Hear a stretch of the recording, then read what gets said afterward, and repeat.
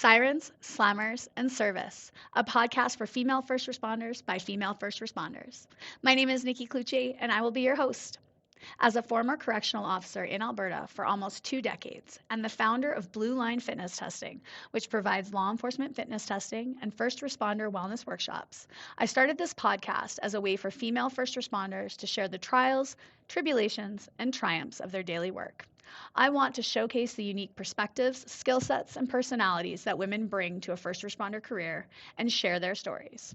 So get ready to laugh your ass off, learn a whole bunch, and be inspired by some pretty badass women. Let's go. Oh, you guys, we are back. Oh, we are back. And can you frickin' believe we are wrapping up season 8? Like, it's crazy. It's just crazy. I can't believe that we're wrapping up season 8. I love it. I am having so much fun.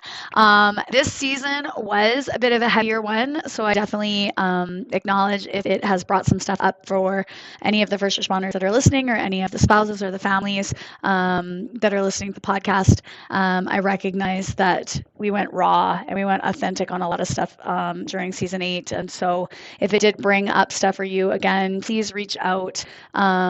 Reach out to the resources that are available to you in your area. If you don't know any resources in your area, please reach out to myself or go back to the episodes and check the show notes. We have added a ton of different links and resources and information and books and things like that for first responders, their families, their spouses, and those that are trying to help people cope with the mental trauma and things that come up in these careers. So it has been a heavy season, but I wanted to wrap this season up with something that I like to do for my mental health, and that is I like to laugh. I like it good. If you know me in person, and actually I'm sure even if you don't know me in person, you've heard it multiple times on the podcast, I have a very loud laugh. If you don't know me well, you will once you hear my laugh, you'll be like, oh, there's Nikki. I can hear her.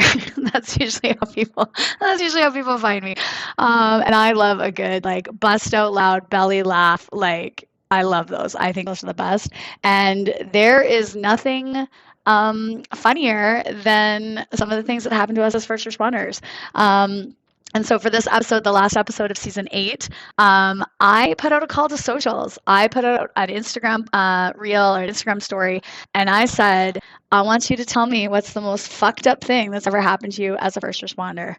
And you guys, you came in clutch. Like there are some doozies that I'm going to share with you today. And then there's some more serious ones. And so I think that's the pendulum that we swing as first responders. But there's some gooders in here, guys, gooders in here. But before I get to it, I just really want to quickly just let you know, season 9 is coming. It's coming, and I have some phenomenal guests lined up for season 9. Looking to expand our guests into new countries that we've never interviewed before, which is awesome, and some different kind of unique first responder roles, which I'm really excited to do too. So stay tuned for season 9. And again, if you have stories, if you have guests, if you have something you want us to talk about, please, you can always send me a text right in the show notes below. You can leave me a voice note. I'll add it to the show. You can DM me, you can email me, you can Instagram me, you can however you want to get a hold of me, and share those ideas. This show is for you. I'm just here to facilitate and kind of keep us on the fucking rails. Sometimes it is, sometimes it isn't. Sometimes it's an absolute train wreck. I wish I could show you guys the editing that goes on behind the scenes. It's some days. But without further ado, let's jump into season 8, episode 12. What's the most fucked up thing that's ever happened to you as a first responder? And I'm going to jump straight into one of the first responses that came through, literally the first response on Instagram, coming from Brianna Branson, who was previously on the show. Brianna works in our hospitals as a peace officer. And her note to me was a gunshot wound times 3. Victim, so he's been shot 3 times from a shotgun, bleeding excessively all over the place, walking into the hospital like nothing was wrong. Just strolled in there, nothing's going on. He's been shot 3 times, bleeding out, and just wandering around the hospital. And Brianna works in a rural area. And so it's not like it's a big hospital. It's not like it's a trauma-based hospital like you would find in Edmonton and Calgary. She's in the small towns. So I can just imagine, coming around the corner and just seeing a guy that's like been shot 3 times bleeding out into the lobby of the hospital. So definitely that's fucked up. One of my other favorite ones that came through on Instagram, and I'll leave the person out who this happened to, but I found it highly entertaining. And I actually had the opportunity this weekend during our Female First Responder Day to find out a little bit more about this. She responded really quickly. Yes, I was wearing a thong, my first shift in uniform, and my first call, my pants split. Yep. And so I followed up with her this weekend and I said, okay, I need you to tell me the story. And so it was her literally first day. She was early 20s, decided to wear some nice fancy underwear underneath her uniform, because back in the 20s, and when we're in our 20s, that's what we do. We wear nice underwear. Now we're all into granny panties and whatever else is most comfortable. But in those early days, we decided that we're going to try and look good in our uniform. Even our underwear needs to look good. And so she had a very fancy lacy thong on. she responded to a call, bent over and blew her pants from seam to seam, like complete ass out, lacy thong, fully on display, butt ski hanging out. Immediately stood up and was like, oh my God. Went to the supervisor and was like, I need to go home. And the supervisor was like, nope. And she was like, no, like, I need to go home. I can't repair these pants. There's no working in these pants. Like, they were literally split from the back right up to the front, completely gone, like not saving it. And then she had to proceed to walk through the hospital with her pants split and her thong on display. Finally managed to get a jacket to wrap around her waist so that she could walk out of the hospital in some mode of privacy to basically finish off the shift and then have to come back the next day and get new pants. And so I thought that was fantastic, because there's nothing like that. The first shift, your first call, when you want to be making a good impression, and this happens, your pants blow out. And we have, I mean, if you haven't heard, if you're joining the podcast, if this is the first episode you've ever listened to, we did a special specifically on the female uniform, because if you're not a female and you haven't had to put a first responder uniform on, let me tell you, they're not really made for our bodies. They have not yet jumped into the 21st century to create a uniform that actually fits women properly. So yeah, I can definitely see that. I also had that same issue happen to me. I think I bring it up on that episode, but very same thing. I finished searching a unit. I bent over to take the garbage out, and yeah, my pants split from ass to crotch, wide open. I was wearing granny panties, thankfully. But yeah, I think the whole unit saw my white underwear underneath my like dark navy blue pants. So it wasn't even like it was easily hidden. And then very quickly I had to go ask my boss for a new pair of pants. And he didn't understand why until I turned around and essentially mooned him to show him that my ass was hanging out. And this is one of my like older bosses. I think we got to know each other a little bit better after that, after he saw me in my panties. So great response there. Great response. So thank you for that one. Another amazing one that I got coming out of corrections came from my friend Shelly. Shelly, absolutely love her. When I first started at the jail, she was one of the first women that came up to me and was like, hey, how are you? My name's Shelly. Let me show you around. She was just phenomenal and still a great friend to this day. So Shelly, I hope you're listening to this. I love you and thank you for everything you did for me as a young CO and taking care of me and showing me the ropes. And Shelly actually was the one who trained me in each of the different areas that I moved into. So she worked in A&D before I got there, trained me on how to do A&D. Then she had gone to Central. Then I went to Central and she trained me on Central. And yeah, just an absolute doll of a human. I love you, Shelly. But Shelly says, please tell a story. I just love this. Please tell a story about when I told a lady to lift her boob up and there was a small bag of cheesies underneath it. So again, if you've ever worked in corrections, obviously we strip search everybody when they come through. And this woman wanted to make sure to make sure that she has snack for later because we don't feed them very quickly when they come in the basement. And depending on the time of night that they come in, they don't get fed until the morning. Sometimes if we have extra big lunches in the basement, we would give them if we had extra big lunches, but sometimes we don't, depending on how many inmates came through. And so she had decided that she was going to make sure that she had some snackies. She had hidden the cheesies under her boob. Oh, I just love it because I can just see and I can hear again, Shelly. I hope you're listening to this episode. I can hear your laugh. I can just hear you in the basement being like, excuse me. Is that a bag of cheesies? Yes, yes, it is.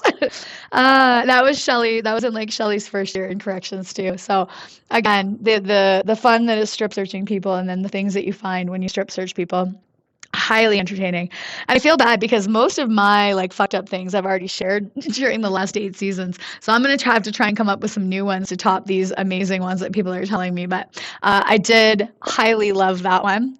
Another one that came to me from a gem in corrections, Barb. I love you, Barbie. Barb says, can you tell the story about getting locked in an elevator?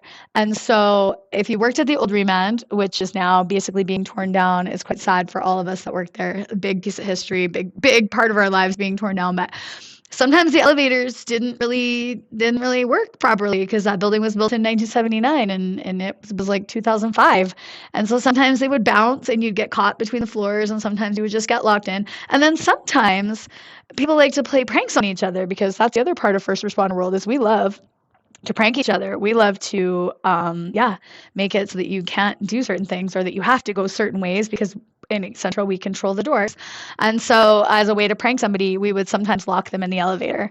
And then we would open it up on a certain floor and have staff there ready with jugs of water or things of flour or whatever else we could get, usually water because it was easiest to clean up, and we would throw it on the person in the elevator because that's how we showed our love. That's how we show our love and appreciation to our friends in first responder world, is we like to just be mean to them, really. So yeah, getting locked in an elevator, I've definitely had that. I've also and I don't know, Barbie, if you meant the time too when you get locked in an elevator with an inmate. And so like if you've ever, obviously everybody's been in an elevator, but you're like in the elevator and you're just trying not to like look around and you're just not making eye contact and you're minding your own business.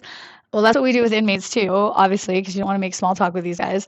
But then sometimes you have to. Sometimes you have to make small talk because you're stuck in the elevator with them and you're stuck until the elevator guys come, and that can be a long time. So then having to, make small talk with an inmate while you're stuck in the elevator, super fun times there.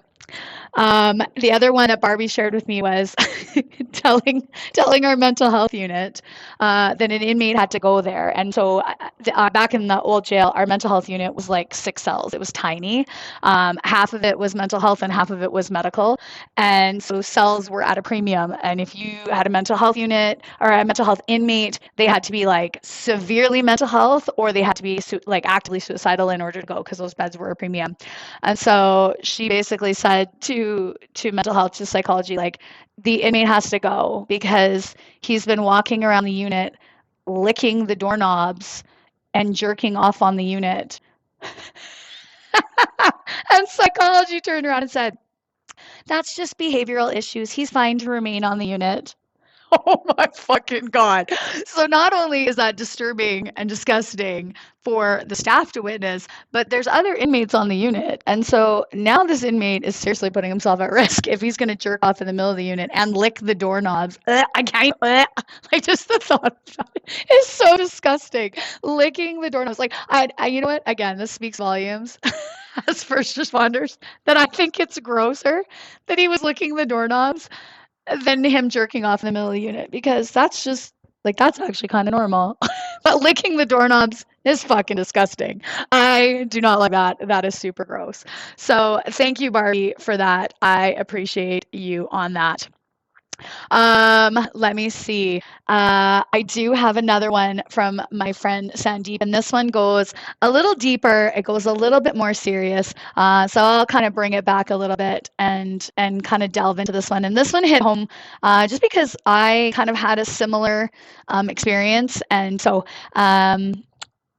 He says, I hope all is well with you. I wanted to respond to your Instagram message by email because I think I've got a good story for you. This story is to answer your question of what's the most fucked up thing that has happened to me as a first responder. So this story takes place a few years ago. I was working as a peace officer in the city of Edmonton. My partner and I responded to a call where we were asked to deal with this one male for a few bylaw infractions and possible criminal mischief. The male we were dealing with became very aggressive and began to fight with us. As we were attempting to make their arrest, we got ambushed by 3 other people. So this altercation turned into a 2 officers versus 4 people situation. An emergency code was called and police responded to assist. We were able to make the arrest of the initial male, and police arrested the other 3 for assaulting a peace officer. My partner and I made it out of the situation safe and without injury, thank God. There was so much potential for this to go sideways, and to this day, I thank God that it didn't. Fast forward about a month. The initial person we had arrested filed a complaint with the department accusing my partner, not me, of excessive force. My partner started to undergo an internal affairs investigation while I was allowed to continue to work. Due to the nature of this investigation, our management had to forward the investigation to the police. So that's Edmonton Police of jurisdiction, which is under the Solicitor General policy, which is the branch that oversees us. Once again, it was only my partner, not me, under this investigation. I was told to provide a statement, and that was my only involvement. Fast forward another few months. My partner is still under investigation, and I have been continuing to work. One day, randomly, while I was on shift, I got a call from a detective who said she wanted to speak to me about the incident. When I asked her what had happened, she told me that both me and my partner are being charged with criminal assault under the Criminal Code of Canada. To say I was in shock was an understatement. At that moment, it felt like my whole world had just fallen apart. I spent my whole life trying to do good and the right thing, and now I'm being painted with the same brush as the criminals I've arrested, or so I thought. I was immediately pulled off the street and put on desk duties. I remember I had appointments with Edmonton Police to get my arrest paperwork, fingerprinting, meetings with lawyers, and trying to find out how I was going to get through this. I truly felt like a criminal at this time. At that moment, I thought any aspiration I had to do anything in the future, police, sheriff, RCMP, was all over. I didn't even know if I would be able to hold a peace officer appointment ever again. I had no idea what I would do with my life. After a few weeks went by, a trial date was set for us 9 months down the road. My lawyer told me that he would try to clear things up sooner, but there was no guaranteed. I was told I was not allowed to travel or leave the country while this was still processing. That summer, I had tickets booked to go to the USA for my brother's wedding, but now I was not allowed to go because of this. I was stuck in this position until things cleared up. 2 weeks before trial, the Crown sat down with my lawyer to review the case. The Crown decided that due to lack of evidence, no public interest in this case, the charge against me was going to be stayed. This gave the Crown a year to reopen the case should they decide to do so. This meant I was cleared, but there was a time clock on me for a year. I was finally allowed to return to work as a peace officer with my department. I tried to reach out to some agencies to see what my options were when it came to recruitment. Any police agency I spoke to said don't bother applying until the 1-year clock has expired.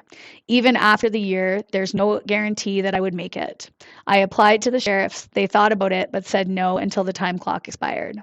Fast forward to early this year. The time clock has expired, and the Crown was never interested in reopening this case. My partner and I were both officially cleared. My partner has since moved on from law enforcement is now working in a totally different career. I am still employed with my peace officer department and will most likely stay here for the rest of my law enforcement career. Any attempt I have made at applying elsewhere has been turned down. I wanted to share this story because I think it's important. As first responders, we do an amazing job serving the public and our communities. Every person who wears a uniform working frontline sacrifices so much in their life to be able to serve. It is a blessing and a privilege to serve our communities. There is a different side to this job sometimes, things that aren't always shown to the public. These things can have a long-lasting impact on our frontline officers, and the more openly we talk about these things, the more we can support each other. Going through this was definitely life-changing. If you had asked me 2 years ago where I was going to be in 2 years, my answer would have been very different. This incident affected me emotionally, psychologically, and left a long-term scar on my life. I am very grateful that my department, my colleagues, and my family were all so supportive during this whole process. Thank you for hearing me out, Nikki. I hope this was a good story to share in relation to your question. I apologize if it's a bit of a long read, and I hope you select it for your podcast. And so I had replied back and said, there was no way I was not going to include this on the podcast because this happens and it does destroy lives. I personally know of numerous officers who have had accusations leveled against them, who've been put on administrative leave, who have gone through years and months of speculation, of accusations, of blacklisting, of being treated like a fucking pariah, all for it to come to absolutely nothing. The inmate made it up, or the person made it up, or somebody lied in their reports, or there was issues with, inconsistencies. And this officer has basically been put through the ringer for months and sometimes years. And a lot of the times left with no support, at least, in this, this person is saying, my colleagues and my department and my family had my back, but sometimes those officers don't have that. And that can lead to those mental health emergencies when you feel like you've been betrayed by the agency and by the place that employs you and by the people that you work with. That can be the biggest trauma. That can be the biggest emotional damage that can be done to us as first responders. To be falsely accused, to be, put in a position. I mean, and I've heard of other places where, it was excessive force by the partner and you just got fucking roped into it. I know that happened to me as a supervisor. And I think I've talked about this on the podcast, but I had 2 staff who, excessive force on an inmate and broke the inmate's arm, and then claimed that I was standing there watching the whole time and basically had given the go-ahead, and it was a complete lie. And so I think I'd been a supervisor for like a month, 2 months maybe, and I got called in on this, and I was just like, I was not there. I did not give authority to do this. I had no idea that they were doing this. They went out there and fucking went rogue, and no, I didn't know anything about that. But again, under investigation for it, and the stress that comes with that, and the fear that you're going to lose your job and you've done nothing wrong. And again, then just the betrayal of like, you motherfuckers, that you would do that. A, you dumb fucks, but B, that you would do that and you would try and drag me down with you, you stupid idiots. Like, what are you fucking thinking? And so, yeah, that to me, that is one of the most fucked up things that happens to us as first responders. And I just, I'm as shitty as this whole situation was, I'm so glad that this person decided to share it with us, because I think that those stories do need to be shared. And I know for myself, and I've definitely talked about this one a little bit more. I think I talked about it in our tactical episode, but I had one where I was the DDO, I was the shift manager on. It was in the middle of the summertime, and this inmate, very off his rocker inmate, always problematic, had basically taken himself hostage in his cell, and had a razor blade to his throat and had already slit his wrists and his ankles, and was bleeding quite heavily in his cell.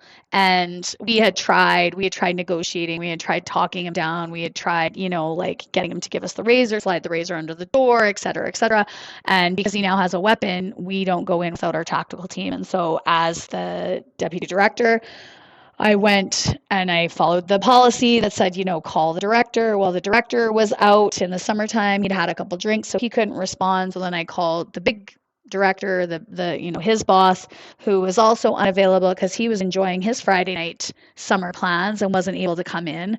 And so as the youngest manager, probably in fucking Canada, I made the call that I would deploy the tactical team, because that was the only way that we were going to get this inmate. He was either going to kill himself and bleed out on the floor and we'd have a dead inmate, or I deploy the tactical team. We either hit him with non-lethal weapons, so that could be pepper spray, that could be rubber bullets, that could be whatever. We could hit him with a shield and take him down. Once I had, authorized the tactical team to come in, that basically the tactical team takes over and they make the decisions, and I'm just along for the ride and there to do the paperwork afterwards. And so I had agreed to deploy the tactical team. I had a great group of guys on shift. We had a cell extraction team of 6 guys, probably 6 of the most experienced tactical team guys on the team that just happened to be on shift that night. And so they dressed and they went in, and luckily they were able to basically stop him from killing himself. They got him down on the ground and kind of rushed him, and we did use the rubber bullet gun to take him down and then rush him, and then had medical immediately right there on standby. He managed to nick himself in the neck with the razor as he was going down, so he was bleeding quite profusely still from arms and legs and neck.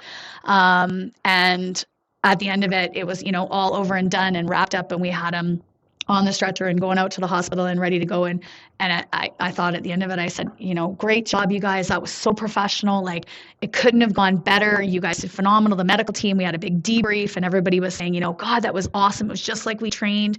It went so well, and I was so proud of the team. And we did all our paperwork and had it wrapped up nicely in this beautiful bow.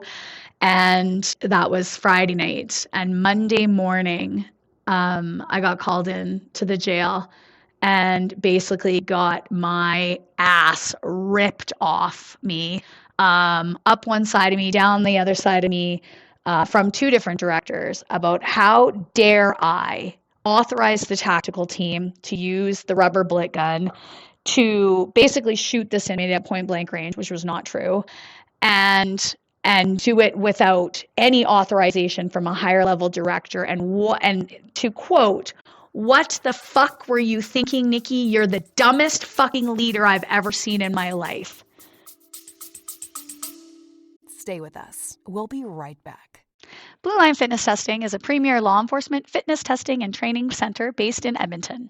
Specializing in helping individuals prepare for the physical demands of a career in law enforcement, we offer comprehensive fitness evaluations, specialized training programs, and classes tailored to meet the unique needs of our clients. Our facility hosts a range of classes and are committed to fostering a supportive and empowering environment where clients can achieve their fitness goals.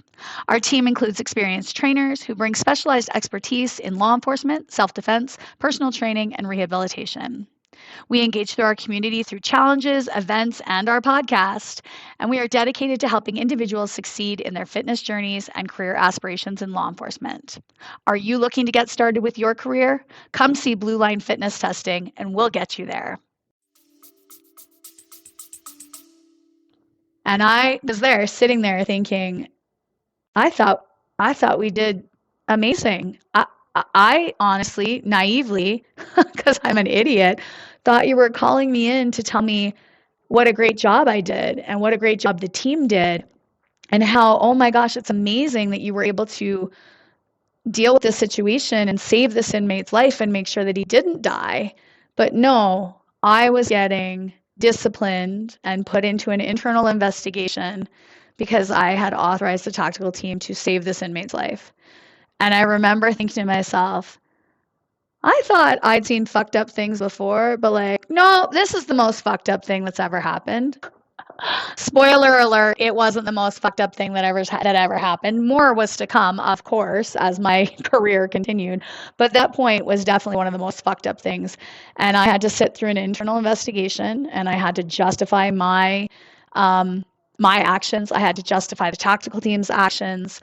I had to justify that I didn't hostage negotiate long enough, despite never having hostage negotiation training, never having been in a situation where I've needed to negotiate with a hostage who is taking himself hostage ever, despite being an acting deputy director who had called two different levels of directors who didn't come in and didn't fucking support me and didn't show up when there was an emergency, and having to come out on the other end of it and go, I know I made the right fucking choice. I know I did the right thing. And finally, months later, being justified in that, yes, I did do the right thing, and we did authorize tactical team, and they did do everything professionally, and everything was done exactly the way it should have been. But having my decisions called into question, having my abilities called into question, being told I was the dumbest fucking leader ever. That destroyed my confidence. So then anytime there was another decision, I would always second guess myself and think, oh, do I do it? Do I not do it? What do I do? If I do this, I'm going to get into an investigation again. Well, maybe I shouldn't do it. And that right there is the death of first responders, is when we lose the confidence to make split-second decisions because we're worried that we're going to be disciplined, or we're worried that if we don't do this, that something's going to happen.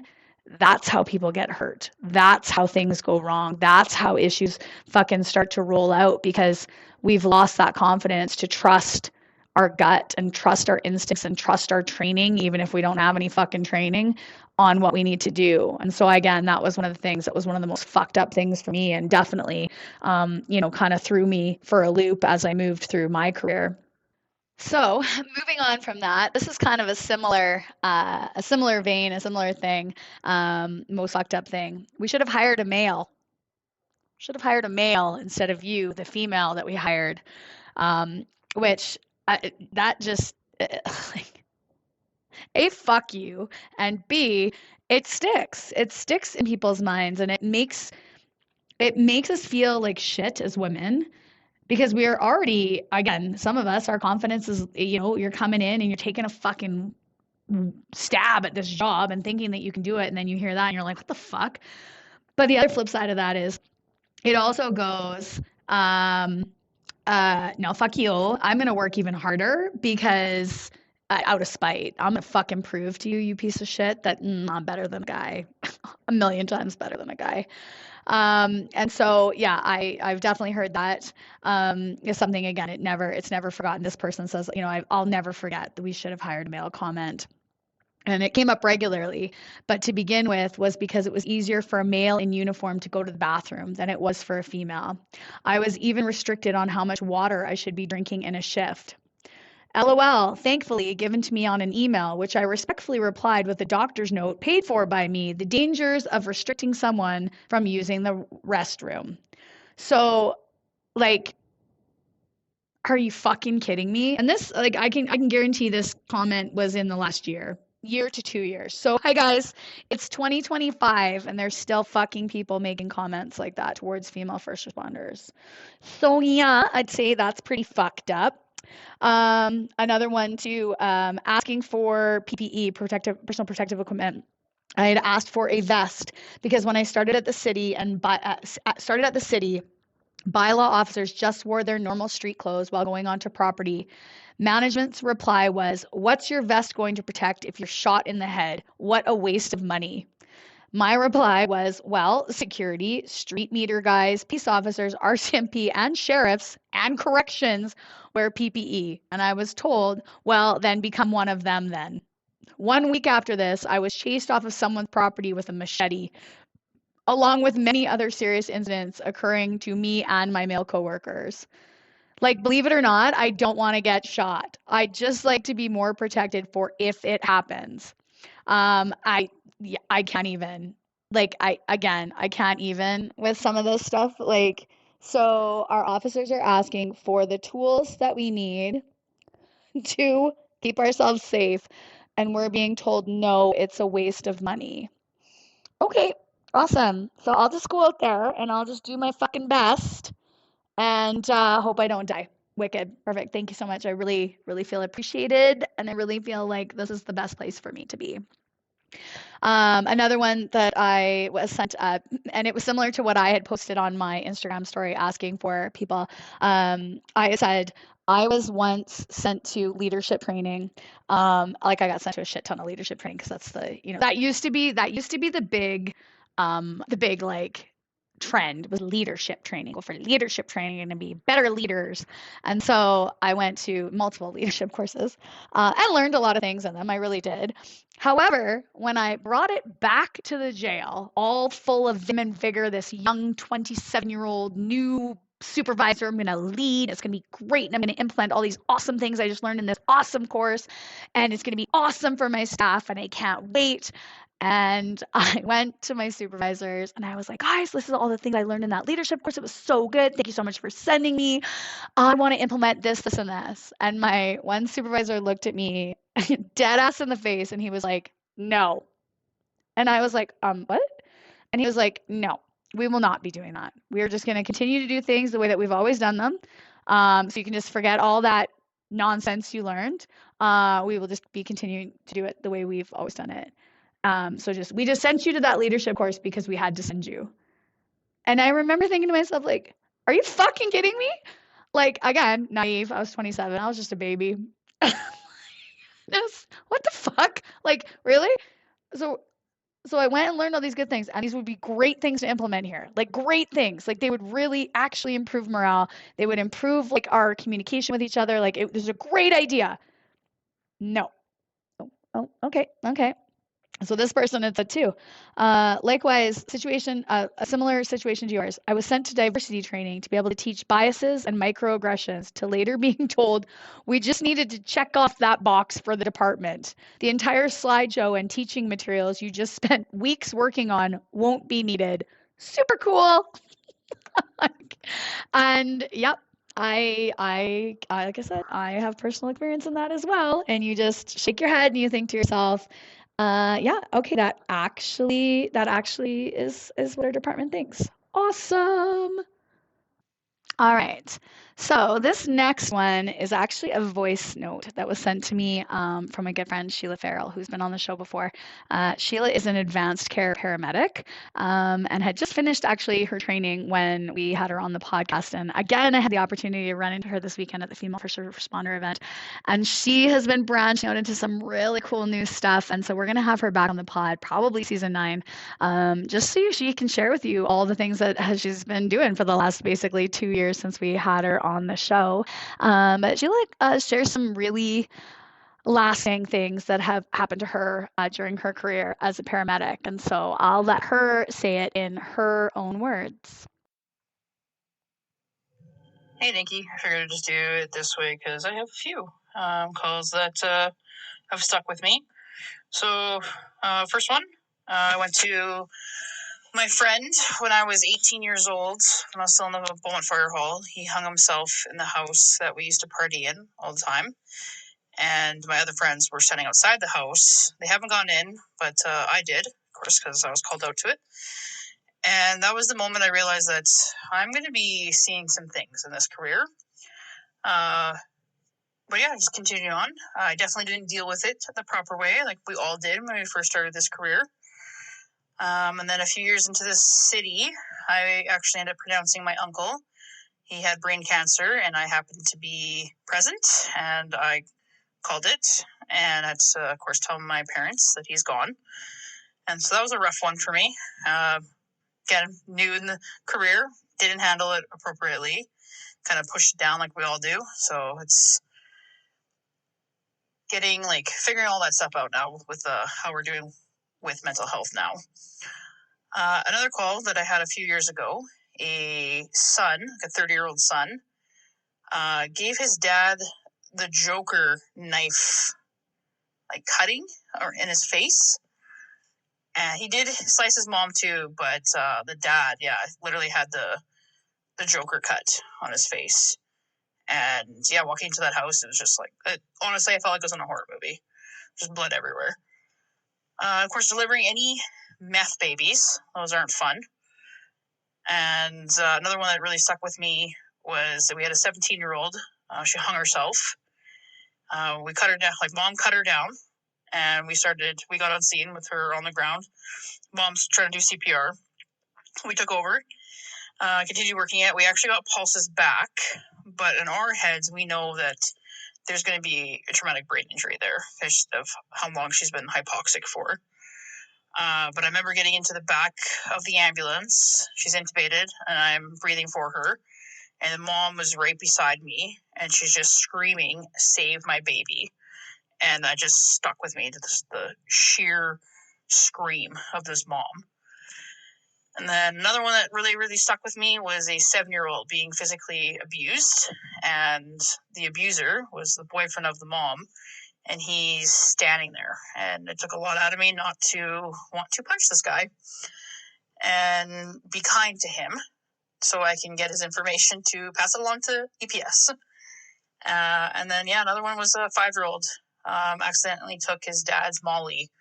And I've never seen a kid high on Molly before at the time, especially a 5-year-old.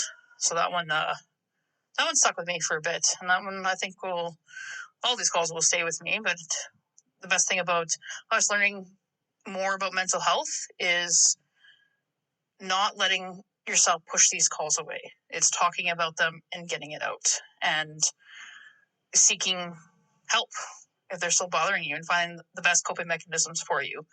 and coping mechanisms can change throughout your lifetime. I think a lot of people forget that something could have worked a couple years ago, doesn't work anymore. So you got to find new ones. Yeah. Thanks for doing this.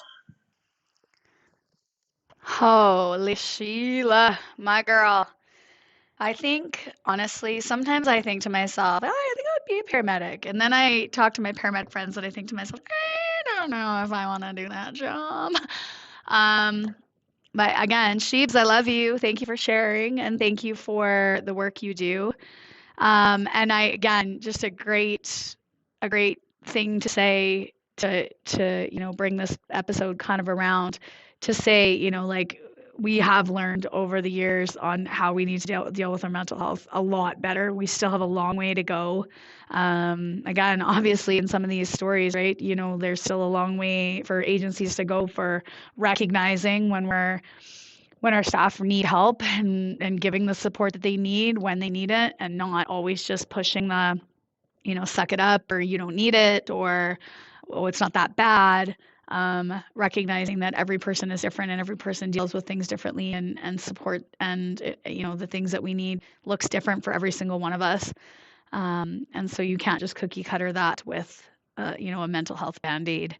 And just recognizing again, and I had said this, we had recently lost a good friend of ours, a first responder to suicide, and we are the best at saying we're fine, and we're the best at hiding it from everybody, but we also recognize when things are going wrong with ourselves, and we need to listen to ourselves better when those things start popping up, when our bodies start giving us the physical signs. Like at that point, you're beyond. It's like when you're dehydrated. If you are feeling thirsty, if you already have like that sensation of thirst, that means you've been dehydrated for probably an hour to 2 hours. Like that sensation of thirst shouldn't be there. We should be constantly hydrated. And so it's the same thing. By the time the physical manifestation of the symptoms is there, our body has been dealing with it for so long that it's finally now just coming out physically, because the body is trying to get our attention to say, hey, fucko, pay attention. There's some shit going on here that we need to deal with. And I guess you're not going to deal with it until I make it really physically uncomfortable for you. And so when we start to feel those physical symptoms, or we know that we've seen something traumatic, we know that we've been through a traumatic experience, we need to recognize that, and we need to make sure that we start to process that stuff as quickly as possible. Not so that we can fucking check the box and move on to the next thing, but just so that we know that our body has physically processed it, and that we can then start to, put ourselves back together to be able to move forward into that next normal, again, little fucking quotation marks, normal, encounter that we're going to have with people. So this, like I said, this episode, we've ranged from highly entertaining to highly disturbing to sad to mad to, like, you name it. I mean, it really is. This episode basically sums up a first responder career. And the best part is, it's actually not the best part. It's kind of the worst part. But is that all of these things could happen in the same day. Like, honestly, guys, I'm not even fucking joking. Like, you can strip search a female, find cheesies under her boob at the beginning of the day. By midday, you'll have dealt with an inmate that's licking doorknobs and jerking off in the common area. At some point, you'll have tried to roll out a nice idea, and your manager will tell you, no, that's stupid and you're not allowed to do it. And then you probably see something really traumatic and sad at some point during the day too. So, like, literally, this could happen all within your 12-hour shift or your 8-hour shift. That is the life of a first responder. And it was fucked up. That's the most fucked up thing that's ever happened, is that we all purposely chose these careers. That says something about us. But I'm going to wrap it up. I hope that you guys laughed a little bit with this episode. I hope you learned some things. I hope you take some things away from this. And again, moving into season 9, if there are, or if even from this episode, if you hear this and you're like, God damn, I got a great story, fucking send me a voice note. I will add it. I will add it to the next episode. I'll drop in your comments and your stories, because, like I said, that's what this podcast is about. It's about what you guys want to hear, what you want to learn, what you want to know, and I want to be that person that can give that to you. So Have a wonderful rest of your day. Enjoy the podcast, enjoy the episodes. And again, stay tuned for season 9. It's coming and it's going to be a beauty.